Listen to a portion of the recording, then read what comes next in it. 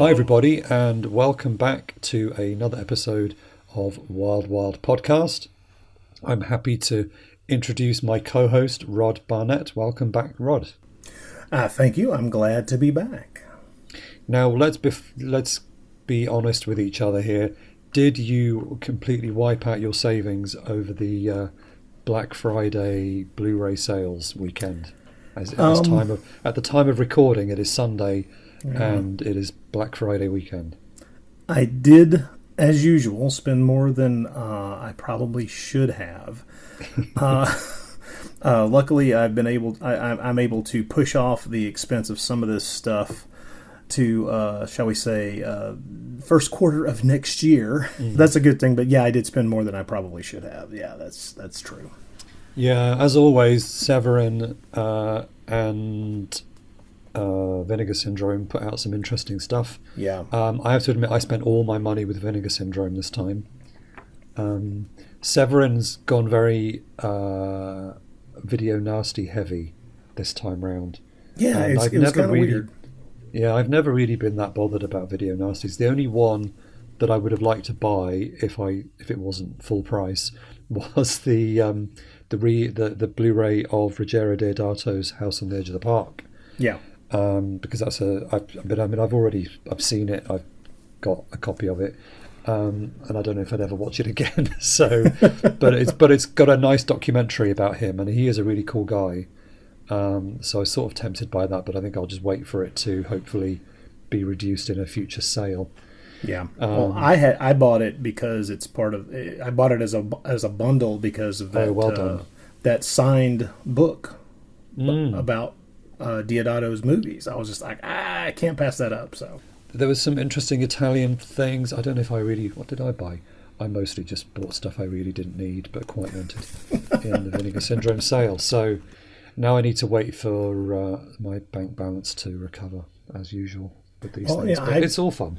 Well, I of course I'm a weird case in this respect simply because Troy and I we did an AshyCast commentary track for their Black Candles release. So well, yes, that's the bit. We should have mentioned that one first. There's that. That's the headline banner title release, Black Candles. I don't know that I would put it that way. I think for Severin, I think I would say that.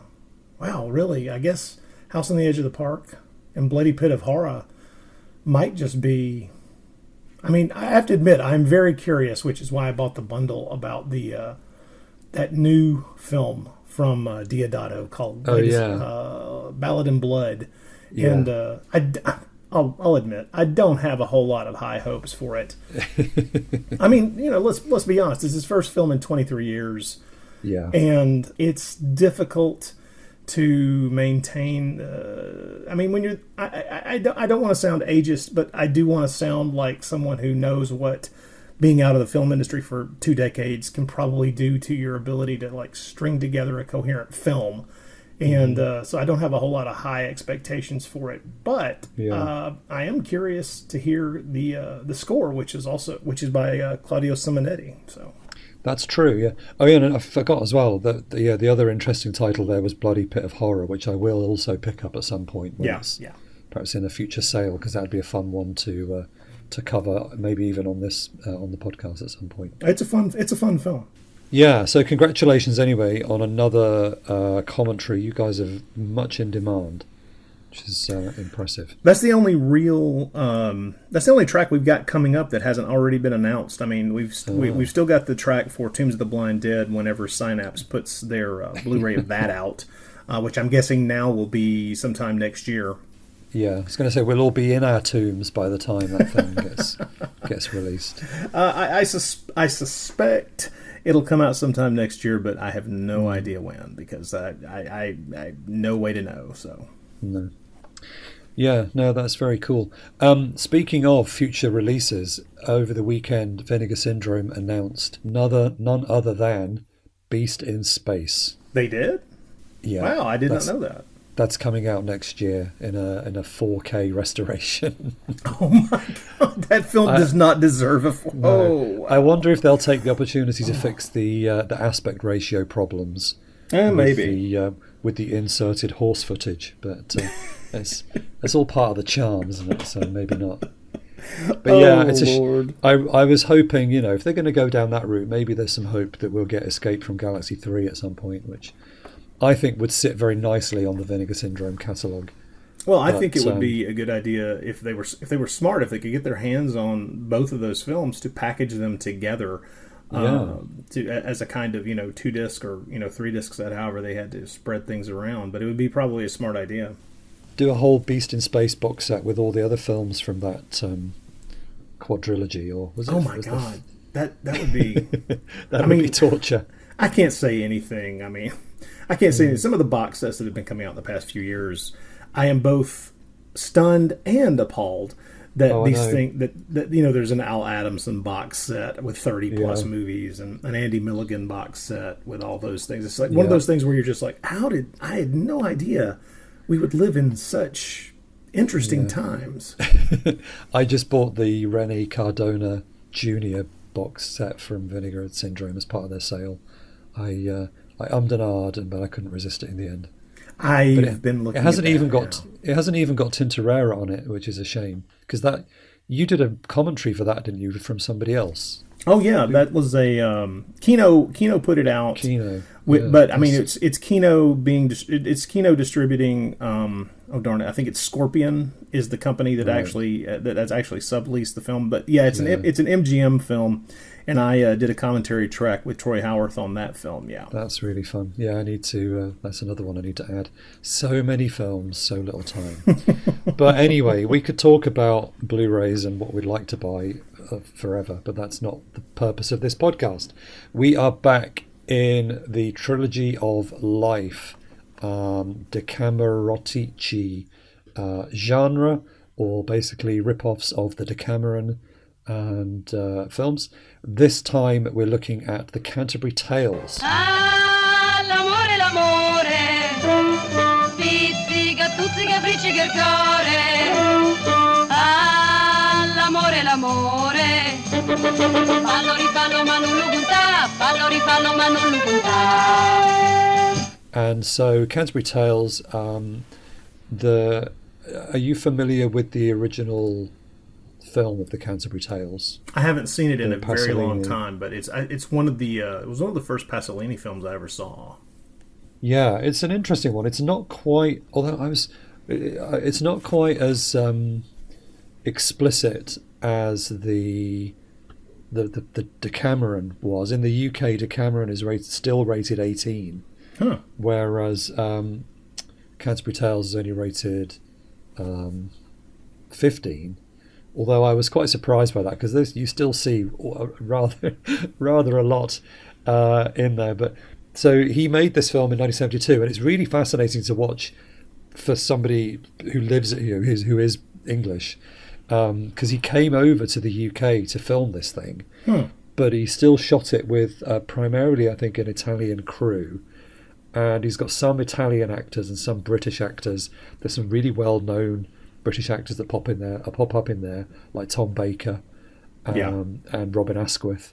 And then you've got more sort of Italian people as well, like Ninetto Divoli. But just some of the imagery is really extraordinary in that film. But what I also liked was a lot of the locations. I recognised some of them, the places I visited. And there's a lot of stuff. There's a lot of stuff filmed inside cathedrals around the country.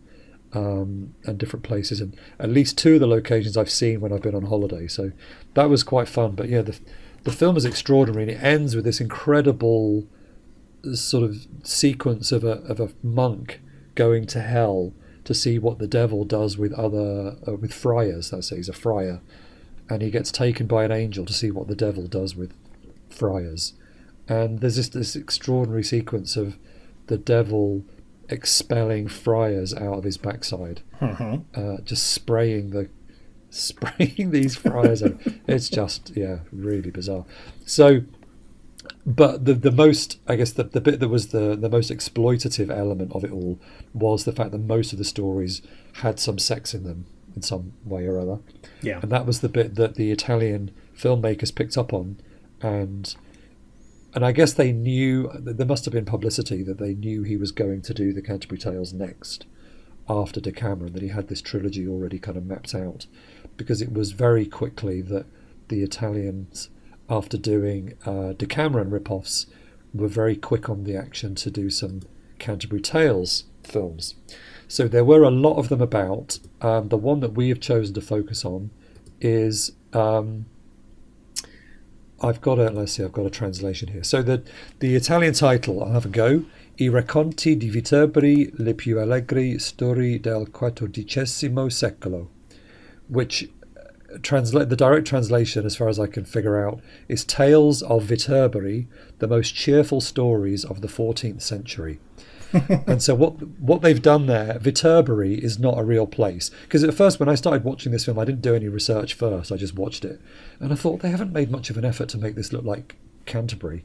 Like, there's nothing English. This film doesn't look very English. And then I realised that Viterbury, they've called the Tales of Viterbury to make it sound like Canterbury, but it's actually another Decameron film. It's still set in Italy. And I think they must have called it Viterbury after the city of Viterbo, which is about 50 miles north of Rome. It's one of those medieval sort of 11th, 12th century walled cities. Mm-hmm. And I've been looking at pictures of it online, and it's really fantastic. So that's Viterbo. So I assume that Viterbury is from Viterbo. So they've sneakily called it Tales of Viterbury to make it sound a bit like Canterbury Tales. Right. But so I was a little bit sort of confused at first when I started watching it that it wasn't, because I just watched Canterbury Tales first, and then there's no attempt to make it look English at all. But that explains it, because it's actually just another Decameron film disguised as a Canterbury film. But then the English title is the Sexbury Tales. Yes. Which is really original. Well, I mean, it's better than the other title that I've seen it listed under, which is The Real Decameron. Oh, yes. I did see that somewhere as well. I'm not sure who put it out as that, but yeah, The Real Decameron is another one. They seem to have many different titles, these films, as they get taken around. And by another really happy coincidence, it turns out that this film was in my PhD. And I was completely not aware of that. I mean, that was 2 years ago now, 3 years ago now. So I've kind of put it at the back of my mind. But this film popped up in my PhD, so I'll talk a little bit more about that later. I'll bore you with some of my PhD stuff where this film fitted in. But yeah, so Sexbury Tales. Now, Rod, you were not a massive fan of Ubalda or Naked and Warm last time, despite the fact that Ubalda was played by Edwidge Fenech.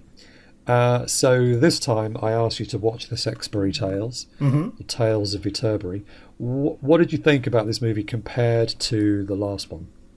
I don't know if it's just that I'm getting used to this genre, or whether it's. I think it actually has to do with the structure. I really enjoyed this, and about halfway through, I realized I was really enjoying it, and realized that something had shifted within me. But I immediately figured out what it was, and you can probably guess. Ubalda was one long story. This is an anthology film, and I gotta say, having each of these ribald little tales be only a few kind of random minutes long, there's no way to tell how how each story is gonna wind up, what the punchline is gonna be, and exactly in which direction everything is gonna go. Really, kind of engaged me. I have to admit, I enjoyed this, and I don't get me wrong. I know Ubalda. It was it's a very episodic film, but it's telling one long tale. And once I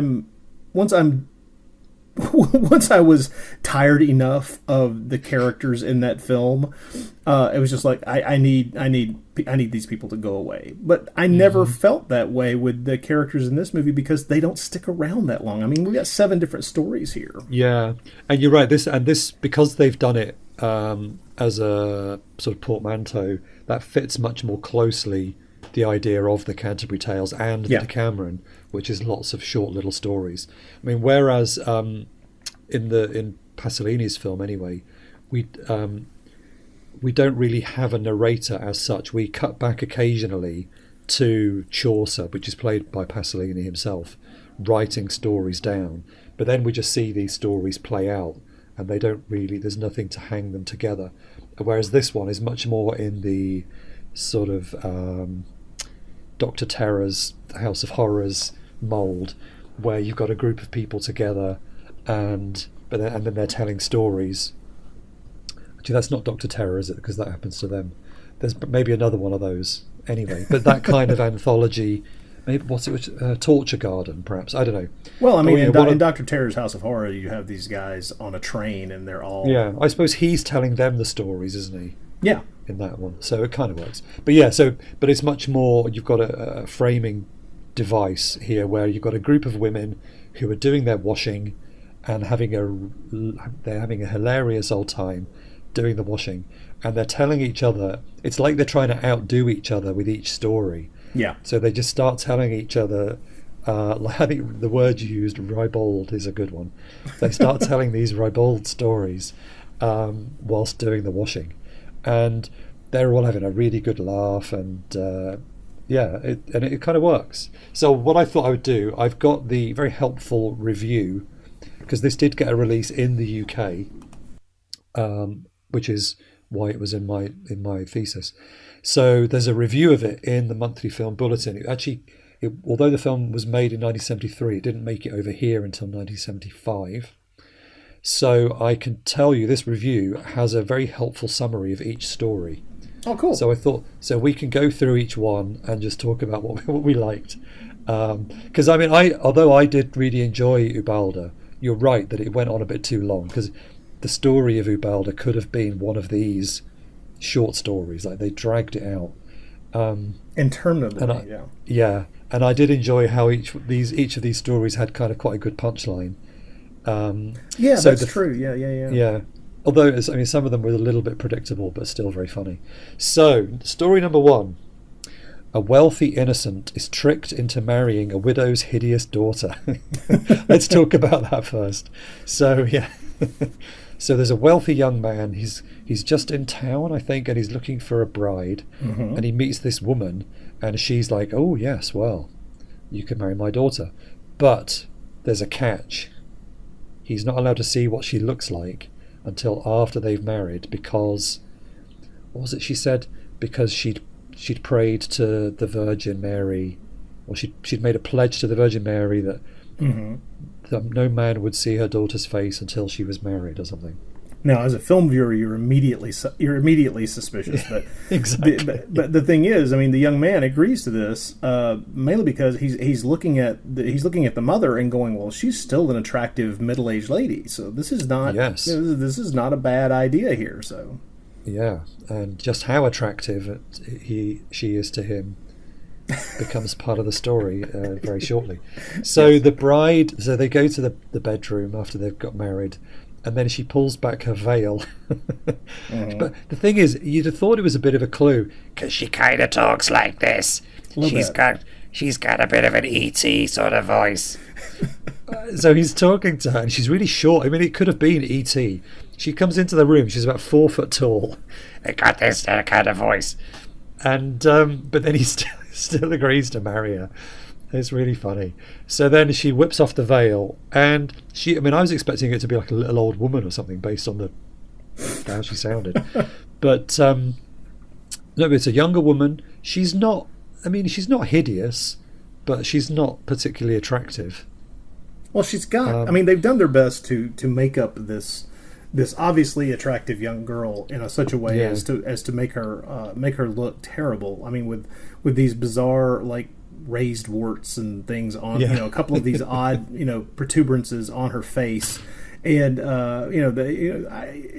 it gets the job done, but at the same time, it's one of those things where it's like, we spend a lot of time looking at her body, and it's like, I'm sure that there are enough enticements here for this young man. He could have just got her to put the veil back on. Yeah, perhaps we should go by what the nuns always say, darling, or whatever. Yeah. Oh dear. Anyway, let's not. I think we may have just come off as sexist assholes. I know. I'm a bit worried with this podcast how it's going to come across. But anyway, what's funny is that he doesn't know what to do once they get to the bedroom and they're there, and he doesn't know. She's apparently she's desperate for it. He doesn't know how to. He doesn't know how to do it. So she goes to complain to her mother that he doesn't know what to do in the bedroom. So the mother has a great plan. She will teach him what to do. And so she goes in and gets into bed with him and starts sort of explaining to him the facts of life. Mm-hmm. And she sort of shows him what to do. And then she gets him to get on top of her. And then she's like, and then, you know what to do. And he's like, I don't know what to do.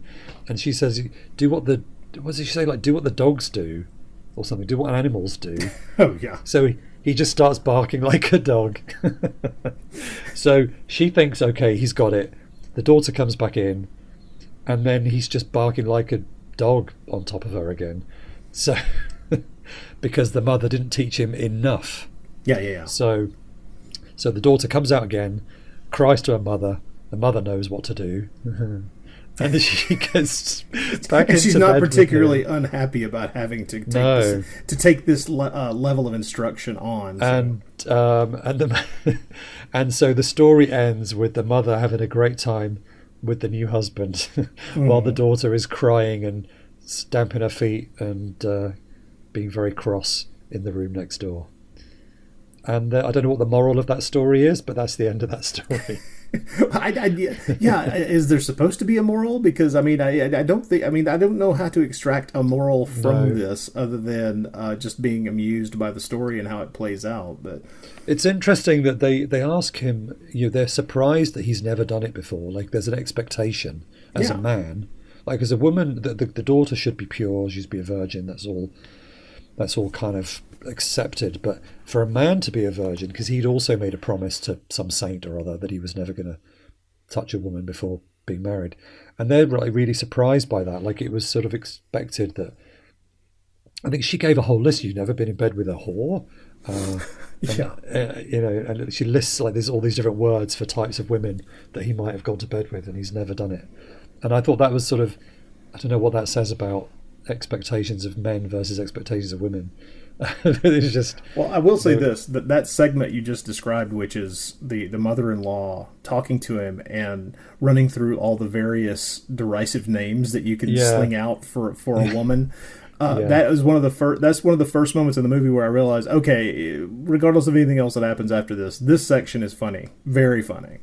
Yeah, because the looks on the actress's face as she's slinging them out is like, well, maybe he just doesn't know these words. Let me keep going. It's just fun. It's very funny. I'm sorry. It is, and it also kind of it's quite a giveaway that we're in the 1970s here as well, I think. Mm-hmm. But so that's just for story number one. We better try and fly through these, or this is going to be the longest episode you're right, ever. Yeah. So all the women, they're laughing their heads off at that story, but then someone else has a better story. This story is about Tonya and Maniko, right, who are lovers kept apart by a family feud.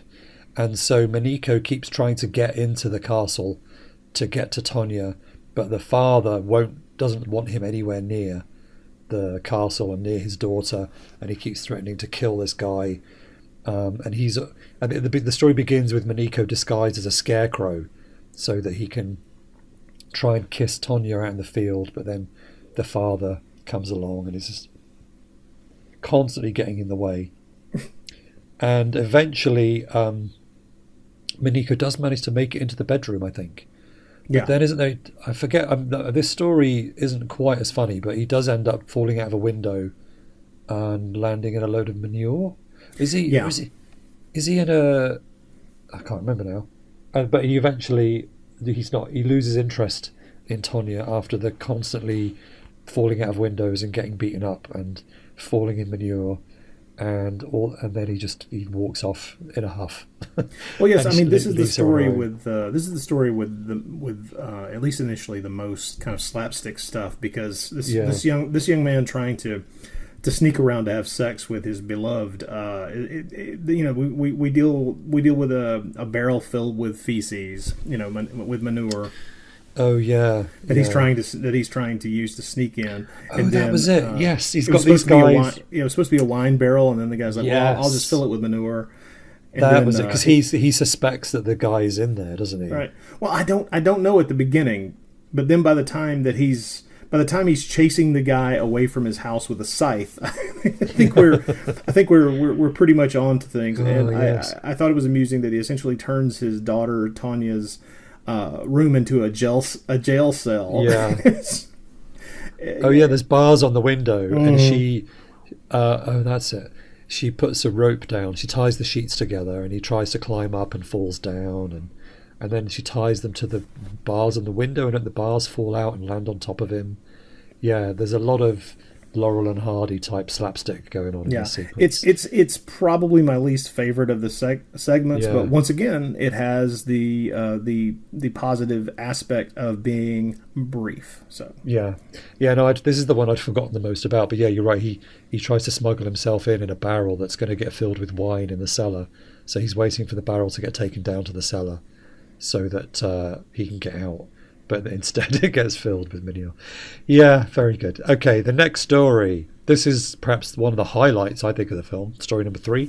Yeah. Having married the elderly Theodore for his money, Mona arranges for her lover, Michelle, to disrupt their wedding night by masquerading as a ghost. Mm-hmm. And so Mona, this is, of course, none other than Rosalba Neri. Yes, indeed. And so this is quite a fun story where there's just a lot of running around a castle with a guy with a sheet on his head pretending to be a ghost.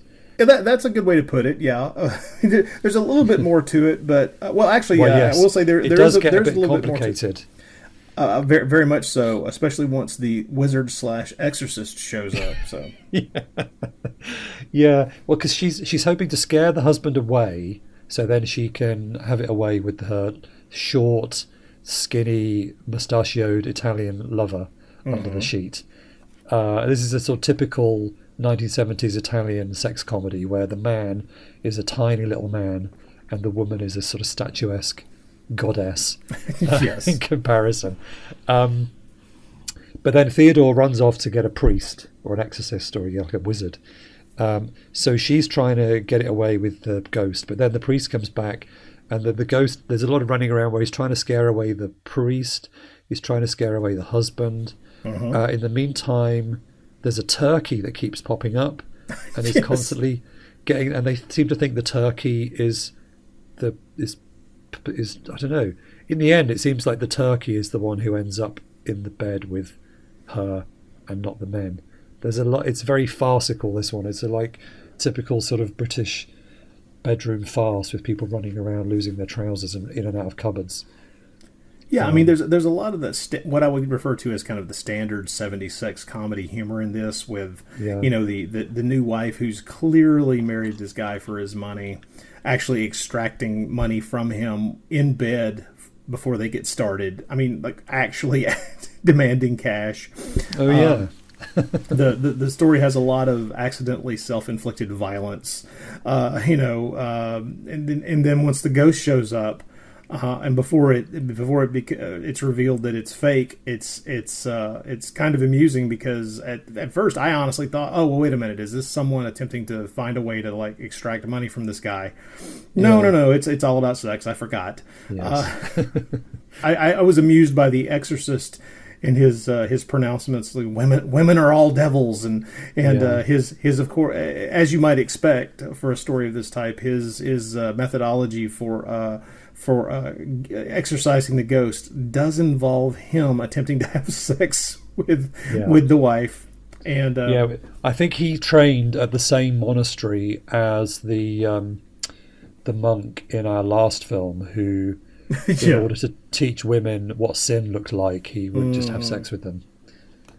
Well, just as an aside, real quick, are you you know who Miss Neri was, and I'm sure you've seen her in a number of films. And I'm always saying she's still alive and kicking, but she retired just a couple of years after this movie. After she made this movie, yeah. She made like nearly 100 movies.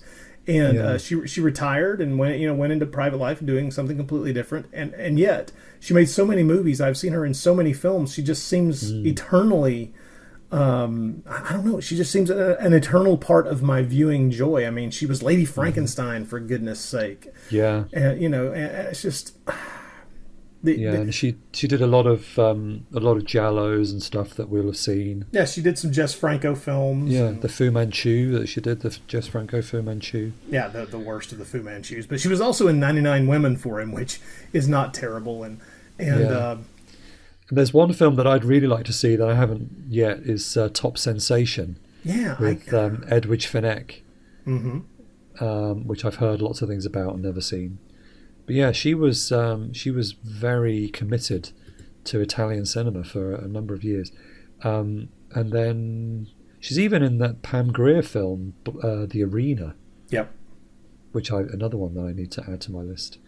But yeah, and I noticed she's done quite a few giallo, some of which are in those box sets from Vinegar Syndrome. So yeah, but it's very easy to run across her. I highly recommend Amok.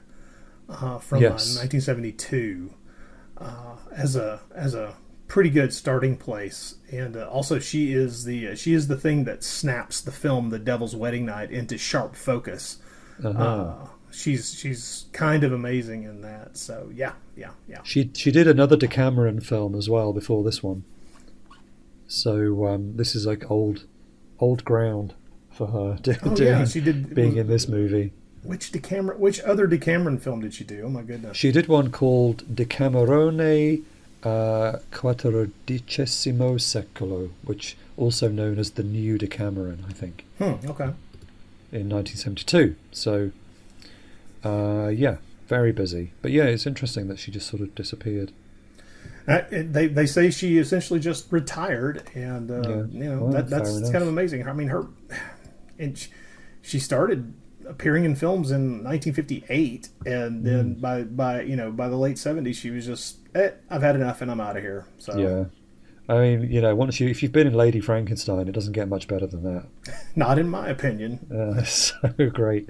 In fact, we did. I'll have to tweet this out. We did a episode of your podcast a couple of years ago on Lady Frankenstein. Yes, so wonderful movie.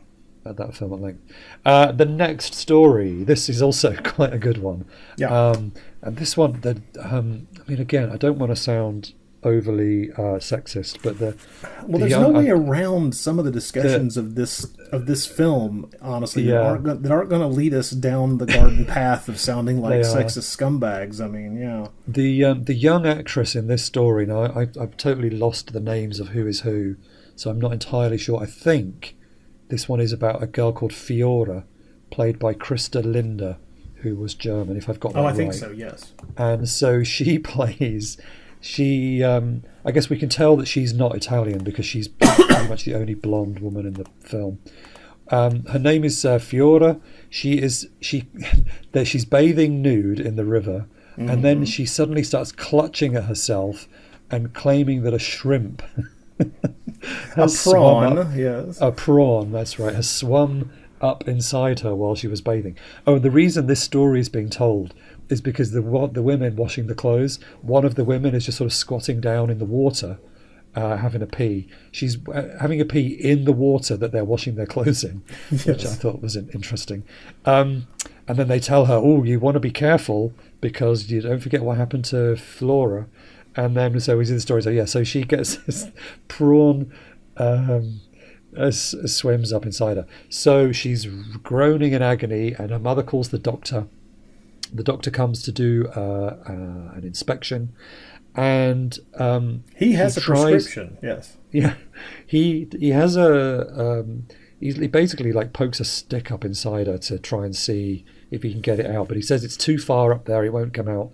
But he's got this formula or something, and so he has an idea that the way to get this thing out is to get a man to come and have sex with her, but to paint this stuff on himself first, which will attract... Yes, this is how we're going to administer this medicine. Yeah, and this will attract the prawn to bite onto this, whatever this is, and...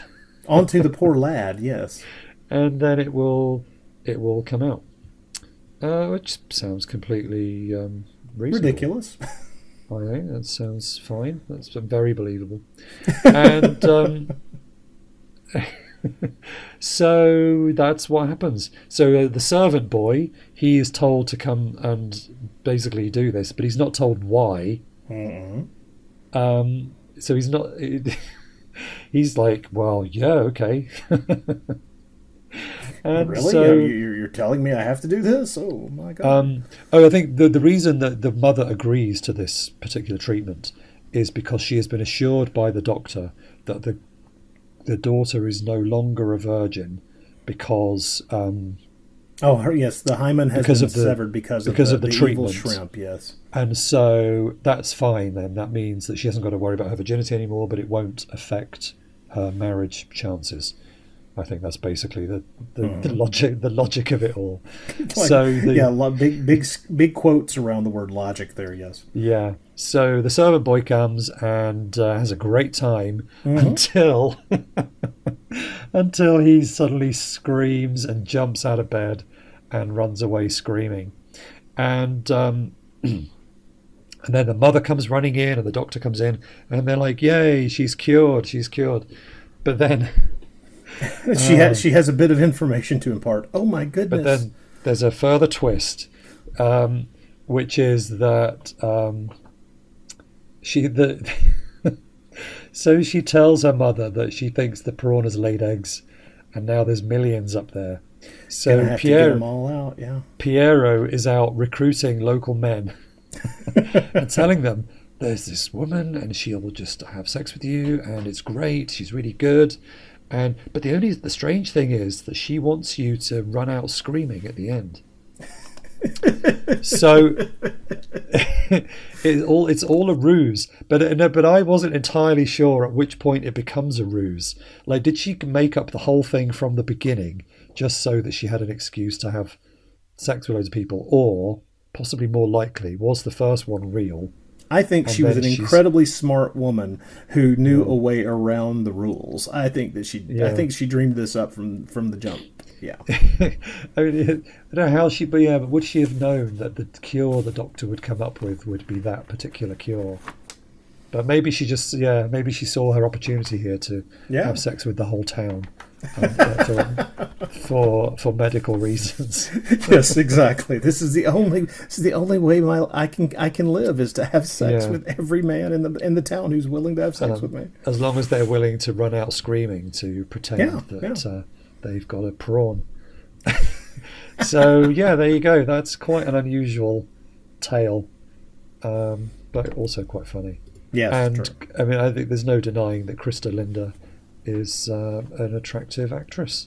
Very true. I was looking through the films that she did. She didn't do all that many, sad to say. But I mean, she didn't do I should say she didn't do as many as Miss Neary. But no, I have seen several of her movies, including more than one movie that she made in Mexico.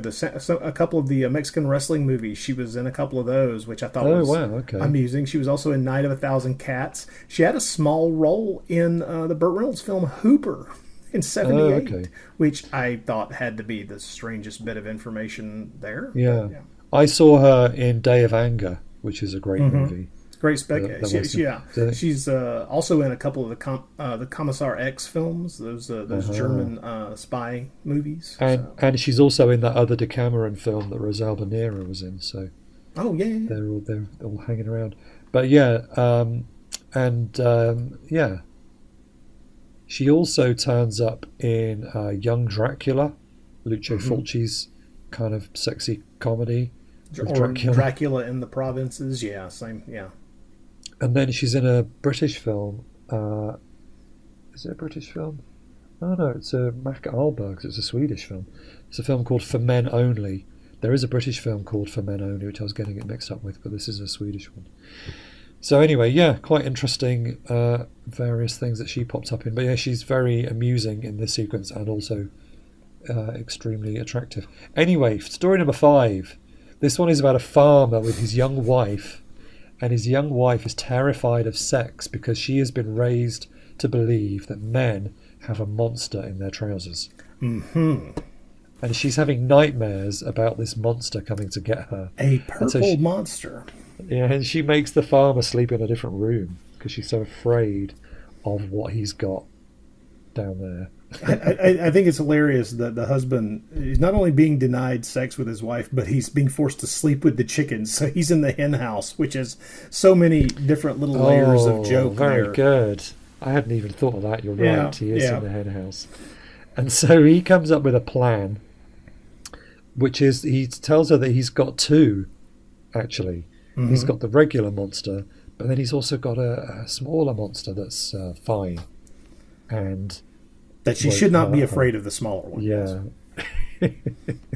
So she agrees. She gives in. She's a little bit scared at first, but very quickly comes to enjoy it, to the point where she becomes insatiable. Yes. And it doesn't take long before he is exhausted, because she is just dragging him anywhere, behind a tree, in the barn, all day, all night. And he's he's trying to hide from her. It's really funny. He's hiding from his wife because it's too much for him. But then she tells him that she's no longer afraid, and she'd like to try the big monster. Yes, and that's when the look on his face goes even more sour, because now he's like, "Oh, great! What do I do now?" He got himself into trouble. So that story's quite short, but pretty funny. I mean, you could so many of these stories, and obviously they're all being written and directed by men. There's a lot of male fantasy fulfillment in, Oh yeah, of course. It's sort of funny, but also it's very much, again, of its time, I suppose. You could say. I mean, this film, as are most of these, as are pretty much any Italian sex comedy. I'm sure there are a few that don't quite fit this bill for whatever reason, but I mean, these are voyeuristic pieces from the viewpoint of the male gaze. There's no way around that, and therefore, to a large extent, are inherently sexist. And if you know that going in, you should be just fine. Yeah. So the next story is about a prisoner who has robbed a bishop of his clothes. So he's an escaped prisoner. Yes. And the bishop is hiding under a bush because his clothes have been stolen. Meanwhile, so this prisoner, he ends up being asked to come to help a woman who is dying, she claims. Mm-hmm. But basically she's not really dying. She's just frustrated because her husband he's now a eunuch because he lost his tackle in the war, in the Crusades or something, and so the wife needs the last rites reading to her because she's dying. So the bishop is asked to come and read the last rites to her. I'm sorry, but that long pause you had there, I thought you were about to leap ahead in the story. Oh no! Well, you go ahead. So.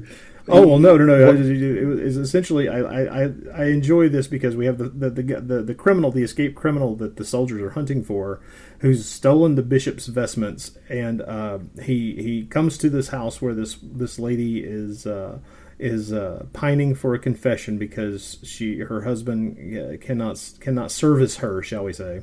Yeah. And he takes a whiz, which turns out to be outside her bedroom window, and she sees his naked member.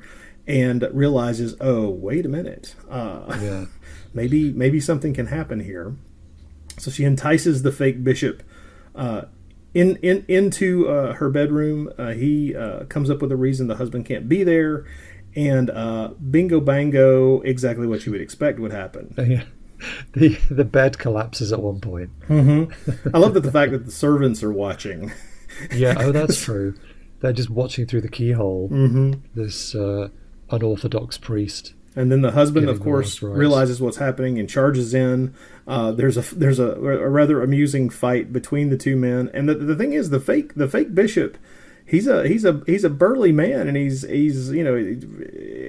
thinking to myself, this is a brave dude to rush in there to take this guy on, and he ends up diving out the window.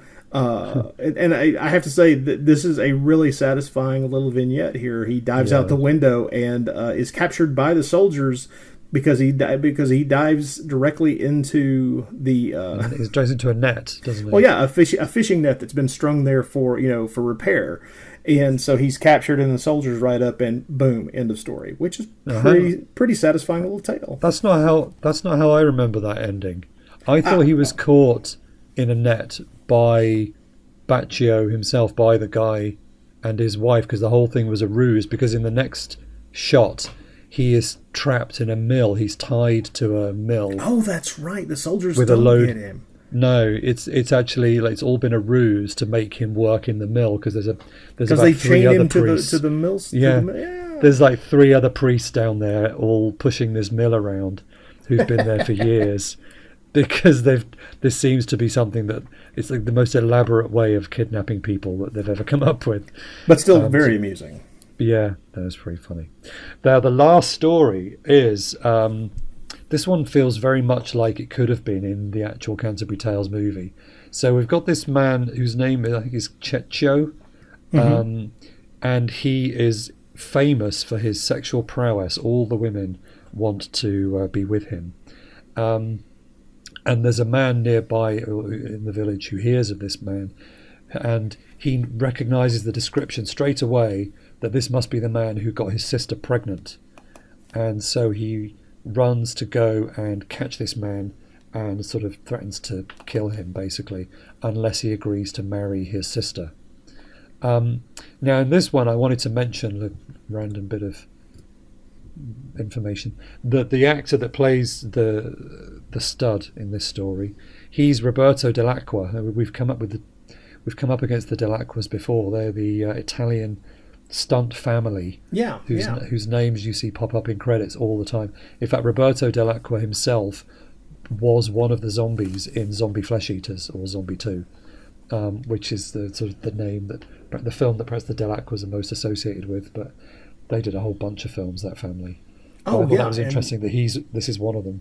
Yeah, he gets he's not credited because he's just a member of the stunt team in a lot of these movies, and but he was good Lord, I mean, he was in Nightmare City and the Beyond, as an uncredited member of the bunch of zombies that are made up to be part of that movie. But he was in so many stinking films. He was in Star Odyssey, for those following along at home. He played a character named Norman. But strangely enough, he was also the chimney sweep in Robert Altman's Popeye film. Oh, it was because wasn't that shot at Cinecittà? Yeah. I think it was. It was shot. Yeah, part of it was shot there. Yeah. But he was, he had like credited roles in some pretty amazing stuff, like the Big Racket, and several westerns. But if you look at his credited stuff, it's pretty impressive. But his uncredited stuff, where he's there as part of he's like a bit player, or as someone who's there to do stunts or play kind of as a utility player for in different positions as the film is made. He had an impressive career, and you're right. As part of that family, that's not a real shock. No. So it's nice to see him getting a bit of a starring role in this sequence. And he seems to be genuinely remorseful, and he agrees to marry this guy's sister and to go with him to marry his sister. But I don't know, I've forgotten exactly how this... Oh, there's a fight. That's right, because I think the military are also after this guy. It's a fight that kind of turns into what I would refer to as a barn orgy. Yeah. And they end up just chucking all these guys out the window, which is quite fun. Because I think, so the big guy, Agnolo, who's the one whose sister is pregnant, he agrees to fight for Ciccio to help him. Cacho, whatever. I thought it was is it Ciccio? Ciccio, something like that. Or something like that, yeah. Ciccio. Let's not go there. You've gone insane, sir.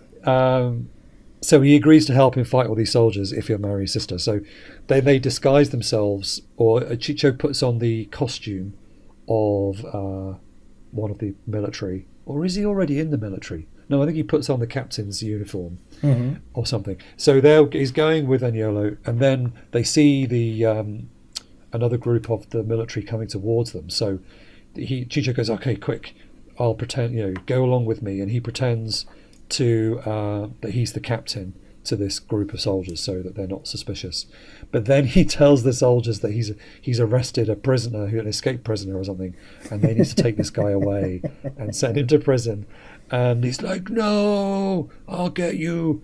And so our young stud is free again to ride the countryside and get more unsuspecting girls pregnant. Yeah, I was about to say I would put it that the young stud is once again free to spread his seed far and wide. Yeah. And then, so that's the final story, and we come back to the women who are still washing their clothes, having a good laugh. And then one of them talks about her own husband, who is a captain in the army, and how he's too busy being an army person to give her what she needs, and they're all having a good laugh about that. And then we see him come along. He comes past, and she wants to talk to him, and he's like, "No, I'm busy. I'm in the army." But then basically the whole sort of battalion, whatever they are, end up being dragged in by these women, and they're all just a big writhing mass on the floor. And that's the end. Is that about right? I think that's about right. It's fairly accurate, yeah. So this monthly film bulletin review says the usual ragbag of Decameronian bawdy, if anything rather shoddier and more witless than its dreary predecessors. It's a bit harsh. Yeah. Even potentially piquant stories like the one about the shrimp and the sex pot are reduced to ashes. Oh my God. So they didn't like it very much. I think it's quite witless, but I'm glad that you thought it was funny. I actually, like I say, the secret is in keeping these silly little stories short, and therefore I was engaged throughout and kind of surprised at how much I was enjoying myself. Oh, good. Yeah, no, it was a fun one. We didn't mention, of course, that this is directed by Mario Caiano. Yes, who is perhaps best known to people of our stripe, people like us, as being the director of Nightmare Castle, which is a classic, of course. I'm a big fan of a number of his films, including from that same year, 1965, Eric the Viking. I'm a fan of the Italian Viking movies because there's just something bizarre about them. I think it's because I saw some of them at a younger age, and therefore somehow an Italian Viking movie strikes me as more authentic than any other Viking movie. It shouldn't, but it somehow does. Yes. Yeah, he's a very experienced director, and I think that comes across, that this is a pretty well-made little film. Yeah, this is a guy who seemed to be able to play across pretty much any genre. I mean, the guy made, spaghetti westerns like Shanghai Joe and Violent Milan, so you're talking about the Polachevsky stuff as well. I mean, he also made Nazi Love Camp 27, so there's very few areas of the exploitation world that he did not dip a toe. So yeah. But that was what it was like if you were a working director and you were not a Pasolini or a Fellini, you were just directing whatever jobs were available. Well, I would think that he would have a little bit more authorship over these, because he's also listed as a credited writer on this film and on like about 30 movies, mostly the ones that he had that he directed. But I mean, he's credited for having the idea for the film, in the Folds of the Flesh, and he wrote the screenplay for Eye in the Labyrinth. So Who the heck knows? Apparently did the Italian dialogue for The Son of Captain Blood in 1962. So he seems to have cracked open the door to making films by being a writer first, and then worked his way into being a director. Yeah, it's interesting. So around this time, there were a lot of, and we talked a bit about this last time, there were a lot of, this was the sort of the beginnings of the birth of the sexy Italian comedy films, which dominated Italian cinema throughout the 70s. The films that tended not to travel that much overseas. And there are just loads of them. And I've been trying to find anything, the sort of academic analysis of those films, or anything written about them. I mean, I haven't found anything yet about the Decameron films. But what I have been reading about Italian sex comedies, almost every reading I've looked at talks about the fact that incest plays a big part. Oh my goodness! So many of the Italian sex comedies feature incest in some way, and that's a recurring theme in the Italian sex films of the 70s, which is interesting. And I suppose the closest we get with this one, I was thinking about it, is the first story with the mother and son-in-law. Yeah, I suppose. But that's not even real. I mean, I would not. Yeah, I wouldn't term that necessarily incest, but that is as close as this film gets. As close as we get. But I thought that was interesting. That seems to be a recurring theme. Maybe we'll discover a bit more of that as we go on to further Italian comedies in the future. But I wanted to mention then. So this film was distributed in the UK in 1975. So when I looked it up, I discovered to my delight that it was distributed by Border Films. And Border Films played a big part. I've got most of a chapter of my thesis was about Border Films. So I could bore you to death for hours about Border Films. But I'll give you... Try to do it in 5 minutes. Go. Yeah, I'll give you the very quick version. So there was a distributor called EJ Fancy, and he had something of like a family... It was a big family business, basically. And he had several companies, and his children worked for him, and everybody worked for him. And so Border Films were connected. They were one of the companies that were connected to EJ Fancy.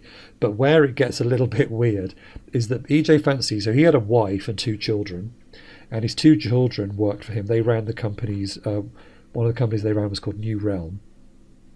But sometime in the 1940s, or maybe 50s, he also took upon himself a second wife, like a common law wife, whose name was Olive Negus, and she started calling herself Olive Negus Fancy.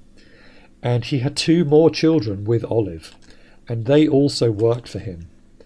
And this is all at the same time, because these 2 other children are around the same age as the children he has with his actual wife. Oh my God.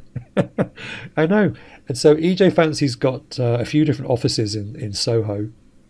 The main one is not too far away from where Border were based. They were in a separate office just a bit further down the road on Wardour Street. So he's got his wife and his children working for him in one office, and then he's got his other wife and his other 2 children working for him at Border Films just down the road. This is a sex comedy in reality. So yeah, that's all a bit bizarre, and it seemed to be fine, although, because I interviewed people that worked for the Fancies, because I tried to talk to some of the surviving family, but nobody would talk to me. The closest I got was one phone call conversation with his son that he had with Olive Negus, who worked for Border, but in the end he wouldn't do an interview with me. So I ended up interviewing other people that worked for the Fancy family, and it's a fascinating and strange story. But anyway, so Border specialised in, as did EJ in a lot of his other companies, but Border particularly specialised in importing European sex films, basically, for the UK market.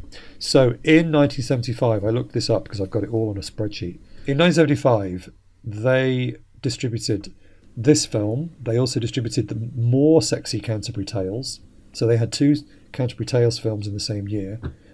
More Sexy Canterbury Tales was actually potentially directed by Joe D'Amato, but I looked it up, and there are 2 different directors depending on which website you look at. But that film, the Italian title translates as Flirtatious Stories of Pleasure-Seeking Wives and Penitent Husbands, which is good. So okay. That was so they distributed that one. They also did a film called My Darling Slave. They did a film called Sexually Yours, Sex Crazy, and Knickers Ahoy, and Naughty God. Girls. I know, and Naughty Girls. So that was just in 1975. So that's the kind of stuff that Border were doing. And then so also in this year, what I did on my thesis, I did a search for every film distributed in the UK, and I kind of did all these different keywords. So I had words such as, what did I include? Sex, sexy, erotic. I was trying to work out like how many sex films were distributed basically in each year. Love, virgin, naked. I did searches on all these different words and came up with to give me a sort of rough idea. And in 1975, I got 44 films in that year that were all had the words sex or sexy or erotic or something like that in the title. Yeah, it's certainly a profitable business to be in at that period of time. There was a lot of this going on. So you had independent distributors like Border just making all their money by getting these kinds of films, which would have probably been pretty cheap at the time, and then putting them into into sex cinemas. I mean, we didn't have, unlike America, we didn't have hardcore here at the time. There were some private cinemas that were screening hardcore, but it was basically illegal. It certainly wasn't like the kind of stories you hear of the grindhouses in America. So these films were about as sexy as it got and as explicit as it got in British cinemas at that time. So these were films that were receiving certificates from the BBFC. So this film did get an X certificate from the BBFC. So there you go. So anyway, I thought that was quite a nice coincidence that this is one, because a few of the films that we've looked at in this podcast so far never got released over here, but finally we get to one that did. It also had a VHS release in the UK in the 80s, so it's got there's obviously a bit of interest in the movie at various points, but that was the last time that anybody over here would have seen it on its 80s VHS. Well, does that mean that there was an English dub for the film? Because we saw it. Yes. I saw it subtitled. So yes, there was. Yeah, the only version that I can find now is the subtitled version, but they distributed it in a dubbed version. Interesting. Border may have paid for that dub themselves. There were various dubbing houses around Soho that just spent all day, every day, dubbing films like this. It's possible that they might have done a dub in Italy, because they also, as we know from other films we've talked about, they had people who lived in Italy who just spent all their time dubbing English. Yeah. I mean, you've talked about people like that before in your podcast, of some of these American actors who went to Italy and then ended up just working in dubbing for years. So it could have happened at either end. I'm not entirely sure, but yeah, there was a dub at some point. Interesting. Yeah. So there you go. So finally, my PhD was worth something. I have. Well, I'm always curious to see. The reason it's a shock that this one was. I mean, it shouldn't surprise me, and there was an American release as well. But good. I couldn't find that. That's interesting. Well, I mean, that's just it. There's an American title, and this is not the kind of film that anybody was going to release over here theatrically anyway, with subtitles. This is not, you're not looking for that kind of audience with this kind of film, and so that's interesting that there's. I would love to know how some of the jokes may have been altered from the Italian to the English dub. There can be shifts in the emphasis of the humor or exactly what the joke might be, and I'd be curious to kind of figure that out. Yeah. So I mean, basically the reason I chose this particular film was just because some of the other Canterbury Tales films I wanted to do didn't have any English tracks or subtitles available, and so there were some, from what I've looked, there were some Canterbury Tales films that did try and pretend to be British and look a bit more kind of British medieval, whereas this one is still just very Italian, basically. And just linking to Canterbury through its title. But there were many other ones that we could have talked about. But yeah, I think it's just a really interesting example of this kind of the way that the Italians worked. If something is popular, let's just flog it to death until and then move on to the next one. Just keep going like that. Now, what's exciting about our next episode is we'll be looking at the Arabian Nights films for that one, which I'm really looking forward to.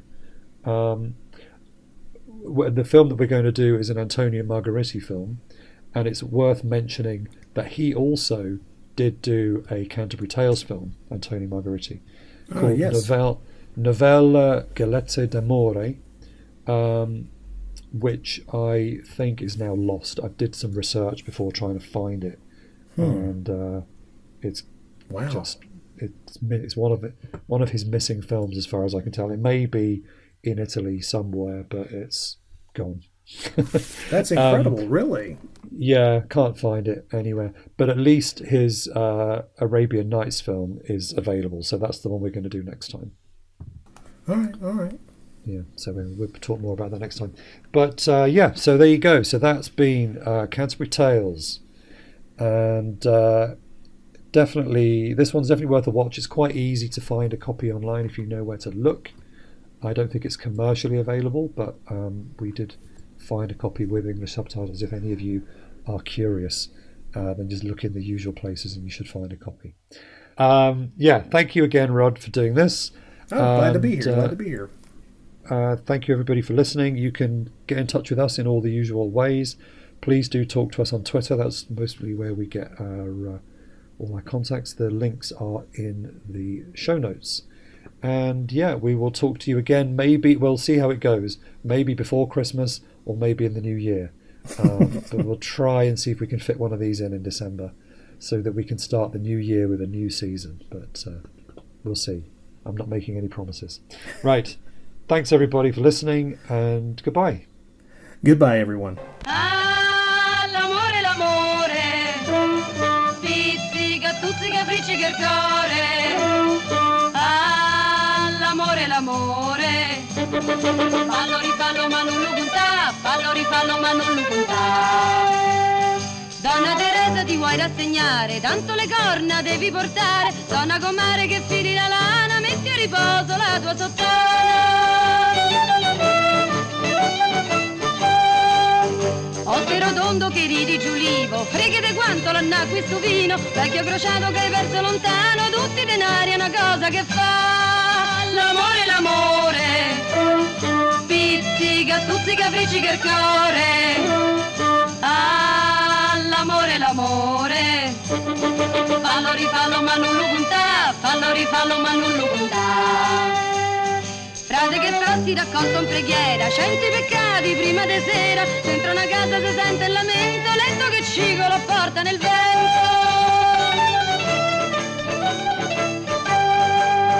Viva la faccia del padre priore, dentro al convento istruisce le sore, ora uno strillo non sembra un pollaio, quando la notte le fa confessare. L'amore, l'amore, pizzica, stuzzica, friccica il cuore.